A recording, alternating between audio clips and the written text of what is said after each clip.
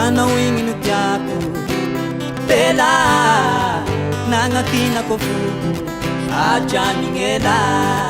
Nagnamboarako vava Ndrehisy andravagna sika sy orava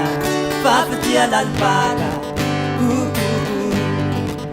Anao igny no tiako Bela Nagnatinako foko Adramignela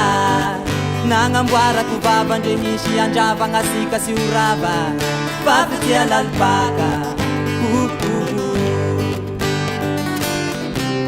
Tamasiaro very any ao Fanagnategna loatra anao Sinapoizy koa vita gny rasy rasy aminay anao zay andriko Avolay agny Tamasiaro very any ao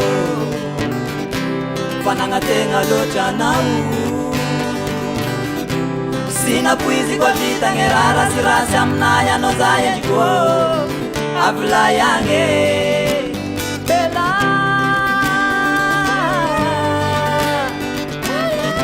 Gavery tsy saraketsika zay andriko Misy kilaragna panapitaterane Anao igny no tiako Bela Dasy mena ny vadiko Sela sela Mora aminao gny nandakara nisy nangala sy nisalasala Nagnaraky panafategna mahanja Anao igny no tiako Bela Dasy mena ny vadiko Sela sela Mora aminao gny nandakara nisy nangala sy nisalasala Nagnaraky panafategna mahanja Nje masiaro very any ao Nje nagnategna loatra anao Sagnatria lahamontegna Ndra teo fanegnena tamelasy andriko Avolay agny Nje masiaro very any ao Nje magnategna loatra anao Sagnatria lahamontegna Ndra teo fanegnena tamelasy andriko Avolay agny Sahoako Nasakalonao mena Sahoako Sahoako Evavana nikoigna Sahoako Sahoako Nasakalonao mena Sahoako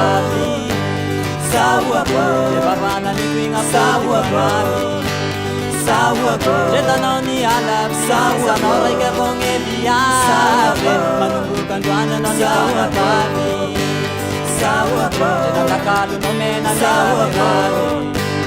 Sahoako Evavana nikoigna Sahoako Sahoako Nasakalonao mena Sahoako Manumbuk androana nao ni kwana babi